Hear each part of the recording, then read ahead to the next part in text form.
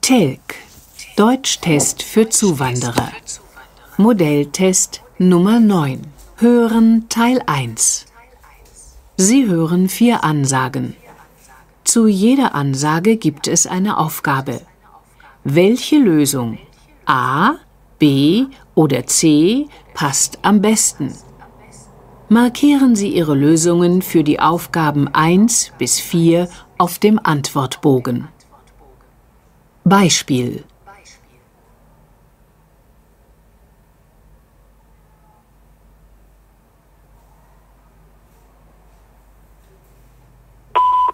Guten Tag, Frau Baumgart. Hier ist Peter Lieberts von der Firma Sinus. Sie haben sich bei uns als Mitarbeiterin in unserem Callcenter beworben. Wir haben Ihre Bewerbungsunterlagen durchgesehen und möchten Sie zu einem Kennenlerntag am Mittwoch, den 8. März einladen. Das heißt, Sie kommen einfach vorbei und schauen sich an, wie wir hier arbeiten. Falls Sie Fragen haben, rufen Sie bitte Frau Heine unter der Nummer 474819 an. Auf Wiederhören.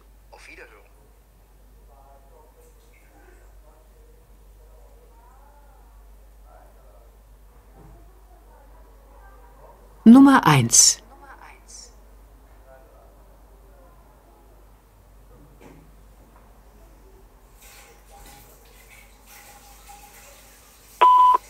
Guten Tag, Frau Leonard. Hier ist Peters vom Bürgeramt.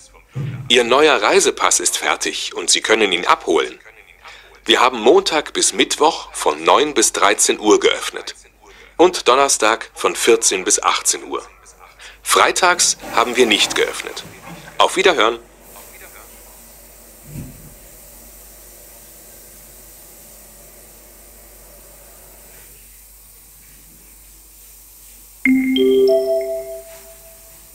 Nummer 2.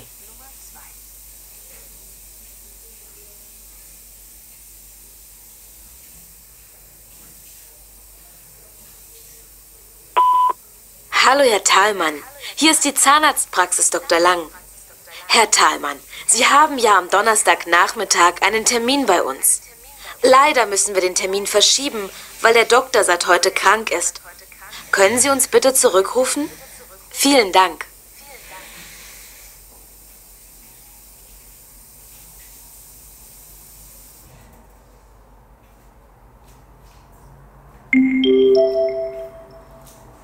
Nummer 3.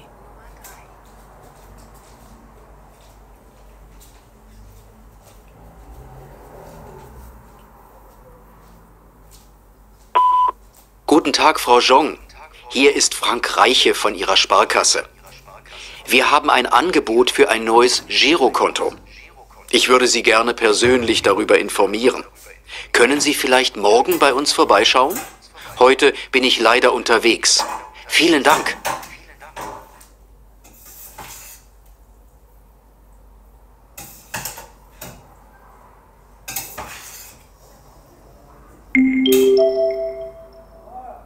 Nummer 4.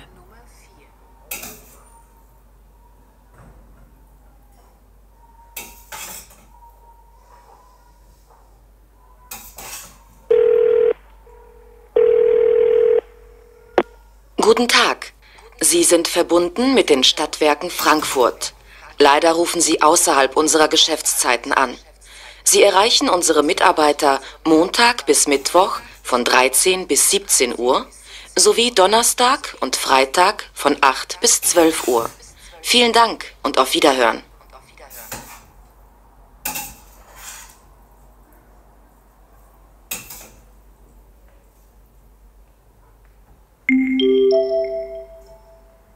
Ende von Teil 1. Hören Teil 2. Sie hören 5 Ansagen aus dem Radio. Zu jeder Ansage gibt es eine Aufgabe. Welche Lösung A, B oder C passt am besten? Markieren Sie Ihre Lösungen für die Aufgaben 5 bis 9 auf dem Antwortbogen. Nummer 5.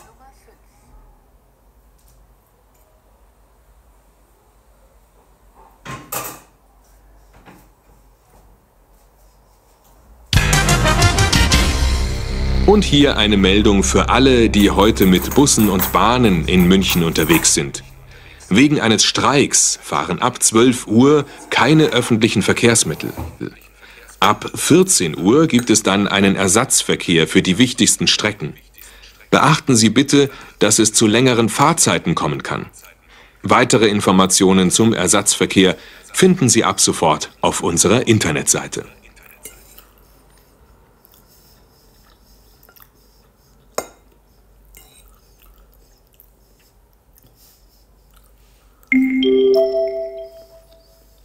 Nummer 6.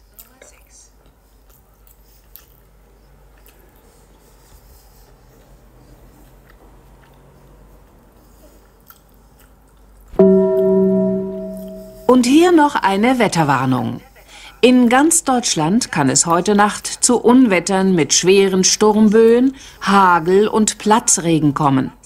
Halten Sie Fenster und Türen geschlossen und bleiben Sie nach Möglichkeit im Haus.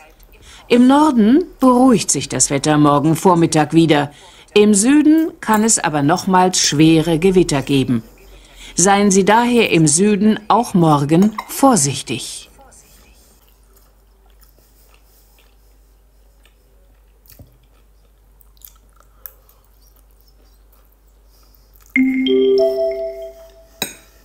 Nummer 7.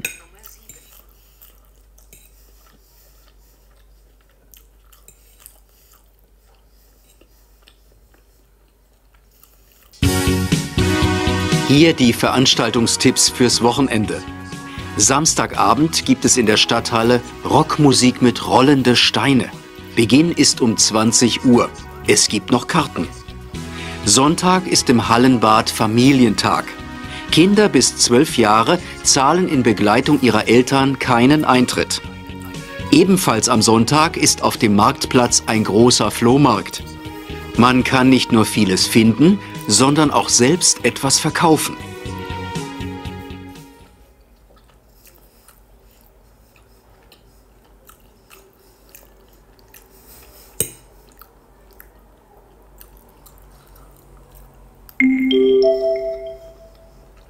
Nummer 8.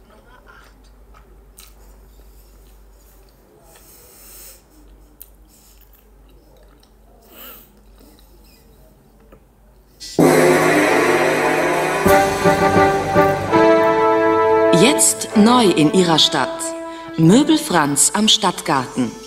Am kommenden Montag feiern wir unsere Eröffnung und Sie sind herzlich eingeladen.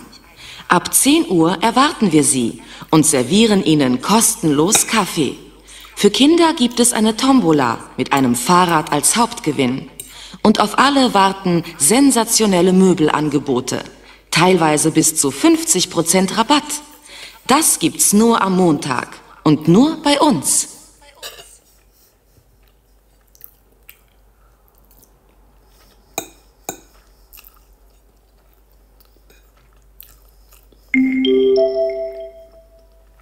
Nummer 9.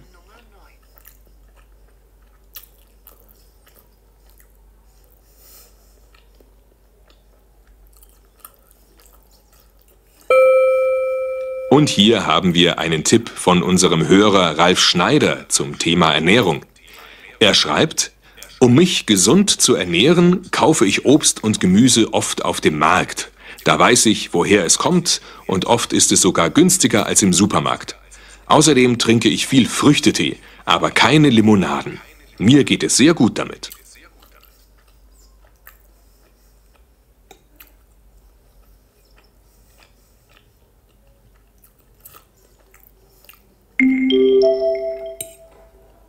Ende von Teil 2. Hören Teil 3. Sie hören 4 Gespräche. Zu jedem Gespräch gibt es 2 Aufgaben. Entscheiden Sie bei jedem Gespräch, ob die Aussage dazu richtig oder falsch ist und welche Antwort A, B oder C am besten passt. Markieren Sie Ihre Lösungen für die Aufgaben 10 bis 17 auf dem Antwortbogen. Beispiel: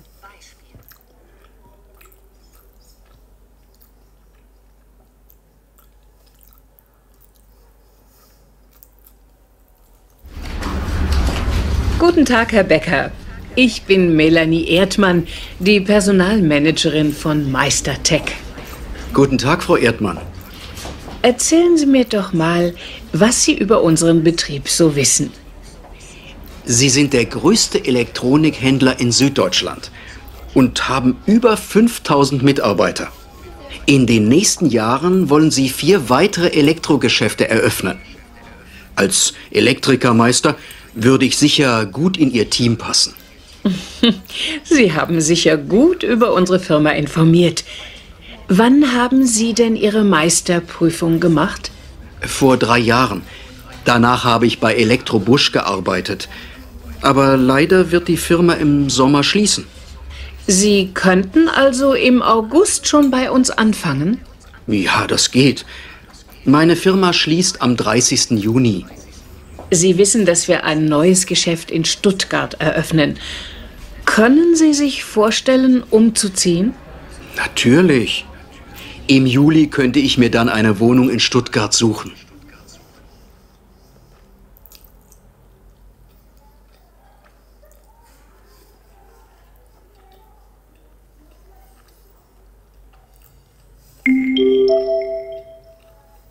Nummer 10 und 11.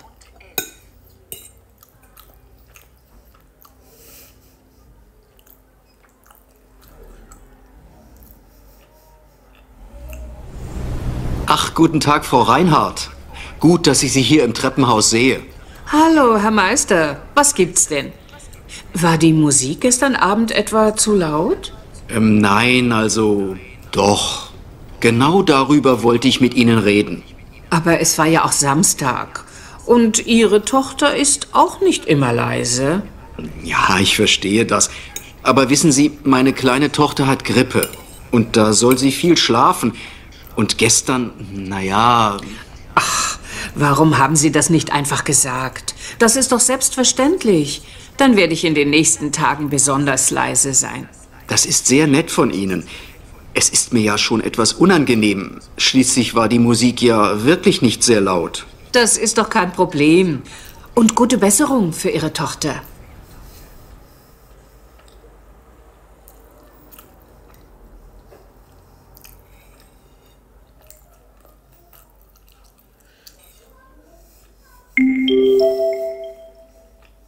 Nummer 12 und 13.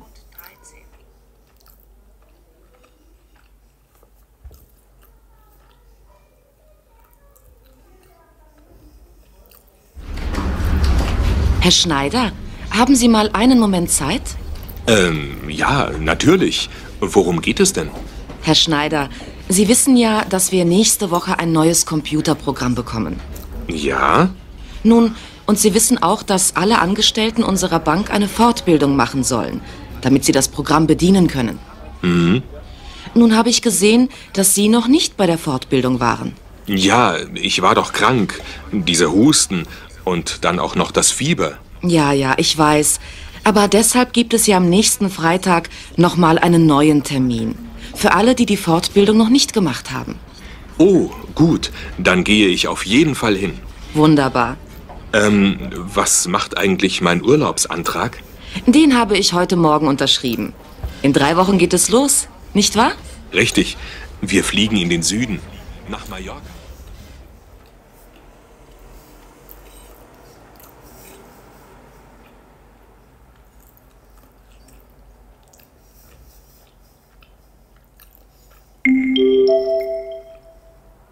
Nummer 14 und 15.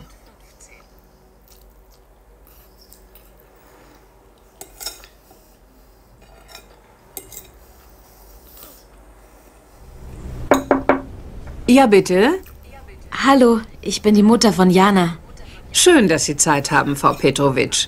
Nehmen Sie Platz. Gerne. Worum geht es denn? Also, die Schülerinnen und Schüler müssen ja nach den Ferien ein Praktikum machen. Aber Jana hat leider nicht nach einem Praktikumsplatz gesucht. Sie hat gesagt, dass sie keinen Platz zu suchen braucht. Mehr nicht. Was? Das hat sie gesagt?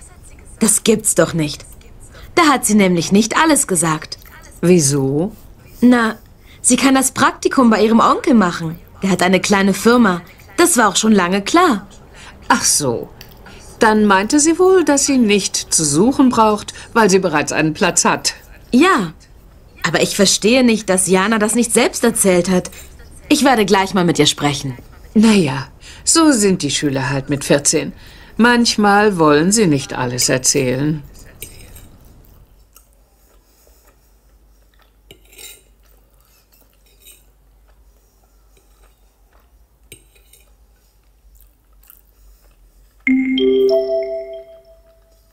Nummer 16 und 17.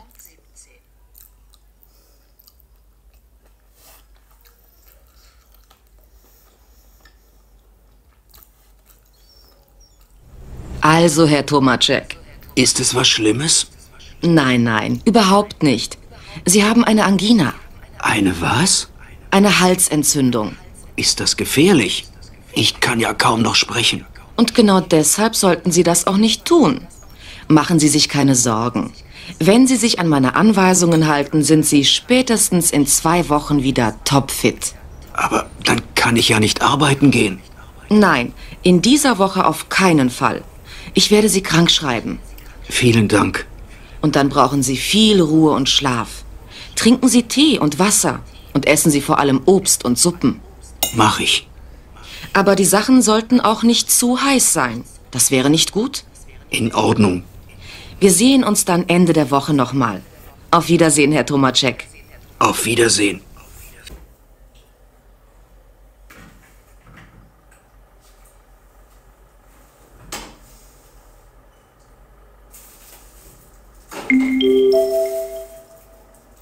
Ende von Teil 3.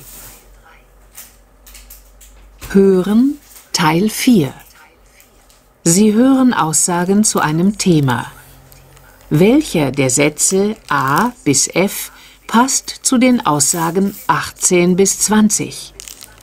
Markieren Sie Ihre Lösungen für die Aufgaben 18 bis 20 auf dem Antwortbogen. Lesen Sie jetzt die Sätze A bis F. Dazu haben Sie 1 Minute Zeit. Danach hören Sie die Aussagen.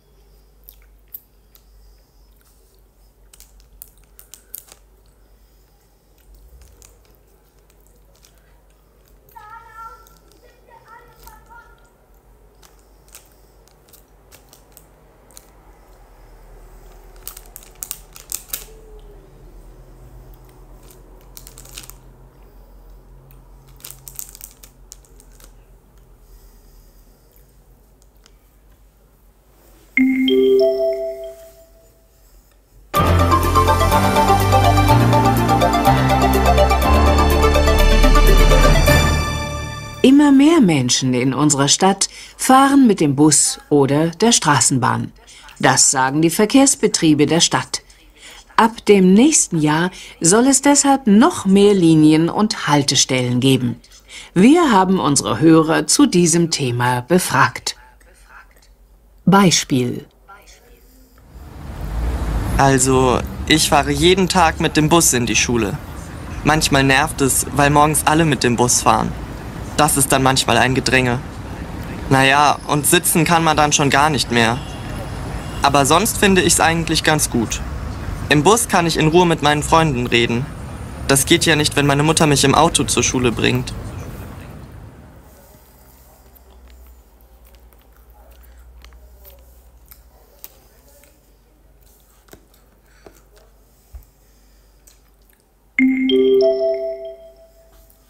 Nummer 18. Ich bin letzte Woche mal mit dem Bus in die Stadt gefahren, weil mein Auto in der Werkstatt war. Das mache ich nie wieder. Ich habe wirklich eine Viertelstunde vor dem Automaten gestanden und wusste nicht, welche Fahrkarte ich nehmen soll. Irgendwann kam dann eine Frau und hat mir geholfen. Aber das muss doch nicht sein. Das kann man doch wirklich einfacher machen.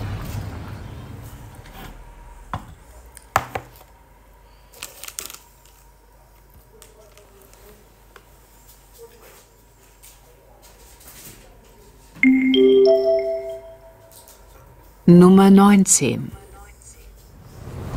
Wir haben ja auch noch ein Auto zu Hause. Aber in die Stadt fahre ich damit eigentlich nie. Man bekommt ja sowieso keinen Parkplatz.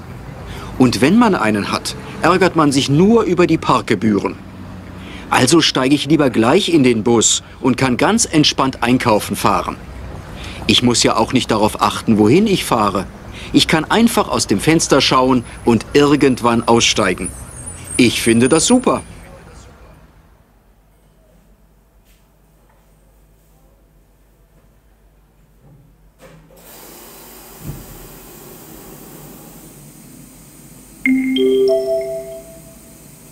Nummer 20. Ich bin seit 2 Jahren in Rente. Und ich finde es ganz toll, dass es ein Angebot speziell für ältere Menschen gibt. Mit meiner Monatskarte ist es wirklich sehr günstig, Bus und Bahn zu fahren. Es ist nur schade, dass ich so weit bis zur nächsten Haltestelle laufen muss. Aber jetzt soll es ja neue Haltestellen geben. Vielleicht habe ich ja Glück. Und demnächst ist eine direkt vor meinem Haus.